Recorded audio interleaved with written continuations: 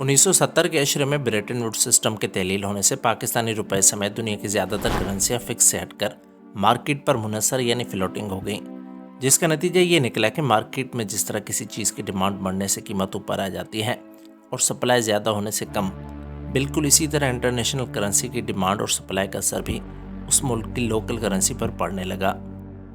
سن 1982 تک پاکستان اپنے foreign exchange reserves کے طور پر برٹش پاؤنڈ کو استعمال کیا کرتا تھا۔ 1982 سے لے کر ہم نے اپنے ریزروز امریکن ڈالرز میں رکھنا شروع کیے۔ اس وقت ایک US ڈالر 4.8 پاکستانی روپیوں کے برابر تھا۔ تب سے لے کر ہماری کرنسی اپنی قدر گنواتی رہی اور آج امریکن ڈالر آئے روز نئے ریکارڈز جوڑتا جا رہا ہے۔ السلام علیکم، آپ دیکھ رہے ہیں فطرت کے راز اور میں ہوں آپ کا ہوسٹ عبدالرزاق۔ ویڈیو میں آگے بڑھنے سے پہلے آپ سے ایک چھوٹی سی گزارش ہے کہ براہ کرم ویڈیو کو لائک اور چینل کو سبسکرائب کر لیں تاکہ میری آنے والی ہر نئی مفید ویڈیو کا نوٹیفیکیشن آپ کو بروقت مل سکے۔ شکریہ۔ ایکسپورٹس کی نسبت امپورٹس زیادہ ہونے کی وجہ سے مارکیٹ میں ڈالر کی ڈیمانڈ بڑھ جاتی ہے اور ایکسیسو امپورٹس مارکیٹ میں ڈالر کی سپلائی بڑھا دیتی ہیں۔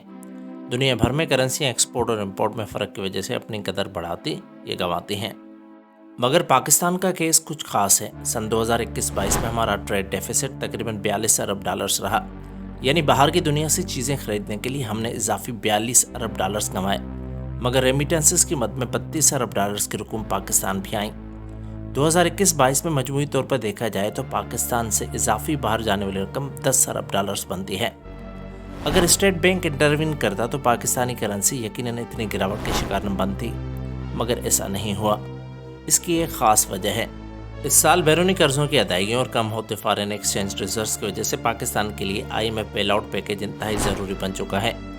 اس سلسلے میں گزشتہ اور موجودہ حکومتوں کے IMF سے کئی بار مذاکرات ہو چکے ہیں۔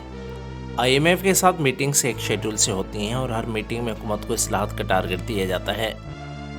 ان ٹارگٹس میں IMF نے دیگر شرائط کے ساتھ اسٹیٹ بینک آف پاکستان کے انٹرونشن کے بغیر ڈالر کو مارکیٹ کے رحم کرم پر چھوڑنا بھی شامل تھا۔ گزشتہ ماہ IMF سے میٹنگ سے پہلے پاکستان کو مجبوراً ایسا کرنا پڑا۔ مارکیٹ میں امپورٹ کے لیے ڈالرز کی ڈیمانڈ جو بڑھی سو بڑھی، مگر اس ڈیمانڈ میں کئی گنا اضافہ آٹے، چینی اور دیگر ضروری اشیاء کے ذخیرہ اندوزوں نے کیا، جنہوں نے یہ بھانپ لیا تھا کہ اب ڈالر کی اونچی اڑان ہونے والی ہے، اور انہوں نے منافع کے لالچ میں دھڑا دھڑ ڈالرز خرید کر انہیں ذخیرہ کرنا شروع کر دیا۔ گزشتہ کئی دہائیوں سے کرپشن اور ناجائز طریقوں سے حاصل ہونے والا سرمایہ پاکستان سے ڈالرز کی صورت میں منی لانڈرنگ کے ذریعے باہر جاتا رہا ہے۔ یہ بھی پاکستان کے روپے کی ایک تسلسل کے ساتھ گراوٹ کی اہم وجہ ہے۔ زیادہ امپورٹس، ذخیرہ اندوزی، منی لانڈرنگ کے علاوہ ایک اور تیزی سے ابھر کر سامنے آنے والی وجہ افغانستان کی سیاسی اور معاشی صورتحال بھی ہے۔ جب تک نیٹو اور امریکی افواج افغانستان میں موجود رہیں تب تک سالانہ اربوں ڈالرز افغانستان میں لائے جاتے رہے۔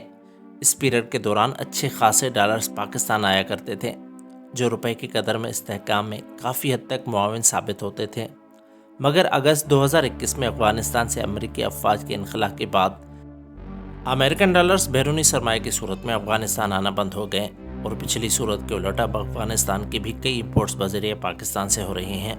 اسی وجہ سے نہ صرف گزشتہ سال سے ہماری امپورٹس میں اچھا خاصا اضافہ ریکارڈ کیا گیا ہے، بلکہ پاکستان سے اضافی ڈالرز بھی باہر گئے ہیں اور ہماری کرنسی مزید گراوٹ کی شکار ہوئی ہے۔